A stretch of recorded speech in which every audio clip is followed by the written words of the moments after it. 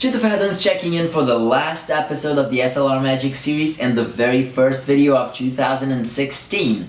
In this video I'm not talking about anamorphic gear per se, but something that can definitely benefit us all. ND filters, or actually variable NDs or faders. If you haven't thought about it, a variable ND is simply a pair of polarizers stacked against each other, and by changing the angle between them you get to cut down light transmission. I'll get to some issues of that in a moment, but for the time being, having variable NDs is pretty awesome. They definitely make life a lot simpler than having to carry around a whole bunch of standard NDs. So what are NDs after all? ND stands for neutral density, and it's a piece of glass without any color, tinge or effect. It follows photographic standards of how transparent it is, so it cuts down the light incoming from the world and into the lens in a seamless way, so you can control your exposure. NDs are the best way of controlling your depth of field in strong lighting conditions, because they allow you to open up the aperture while maintaining the shutter speed, the shutter angle at 180 degrees, unlike I've been doing so far. SLR Magic's variable ND Mark II claims to have improved performance over its contenders by being able to keep color and sharpness under control even at its strongest setting. Here's where that two polarizers thing comes into play, because when you're twisting the light like that, you're prone to get artifacts.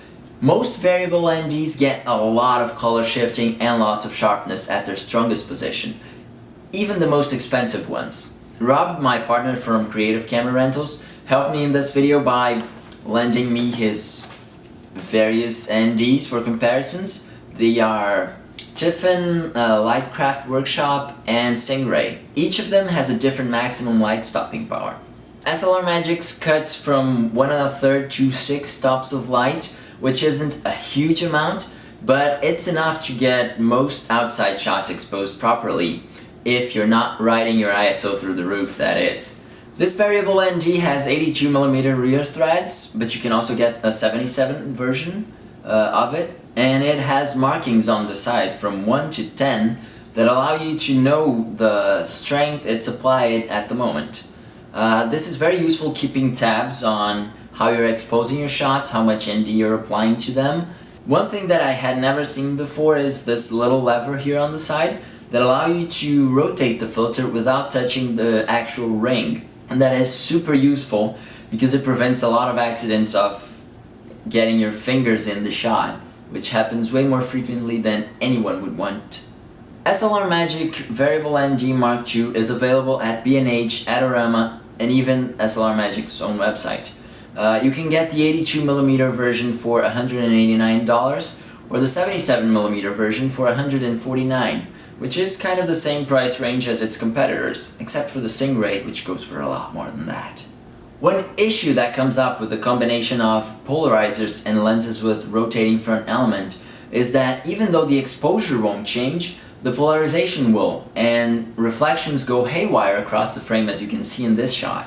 Another thing deriving from that is that polarizers cut reflections, while standard NDs don't. This is a common issue with any variable ND. Once you screw it in, polarization is set for good. SLR Magic's isn't though. You have this other ring in the back, which operates just like the locking mechanism for their anamorphics, and you can rotate the filter until you're happy with polarization, and then lock it in place. For the following samples, I kept the shutter and aperture identical and only made changes to the ISO according to the level of ND applied, so exposure remained constant. You can also download them at the blog for closer analysis. Sharpness is barely, if any, altered at all, and colors go a little warmer, but not much. You can probably white balance it out on camera, or easily dial it back in post. Ghosting artifacts, quite common with other faders, are also fixed in this one, which highlights how much work they've put into this filter to make it stand from the crowd, by fixing all these flaws inherent to variable NDs. I'm very pleased with this filter, and I think it's a great starting point for me that never used NDs and filters at all in my tests. It might spoil me a bit because it doesn't show any of the regular flaws, but I'll deal with it. It's needless to say I'll keep using it in the upcoming videos to keep my shutter speeds down, since that was one of the main complaints I heard so far. Rotating elements are annoying, yes, but that only applies to rack focusing, so for my lockdown shots, everything's kinda sorted out. Thank you very much SLR Magic and Andrew Chen for this opportunity, and I look forward to seeing your anamorphic prime soon. Lastly, if you haven't checked my pitch for an in-depth new anamorphic guide, you're missing out on it. I need all the help I can to get this done, and you can be a part of this journey. So check it out and subscribe to the channel to get the upcoming videos, and head on to the blog for the rest of the reviews and a lot more of anamorphic content. Chitfadungs out.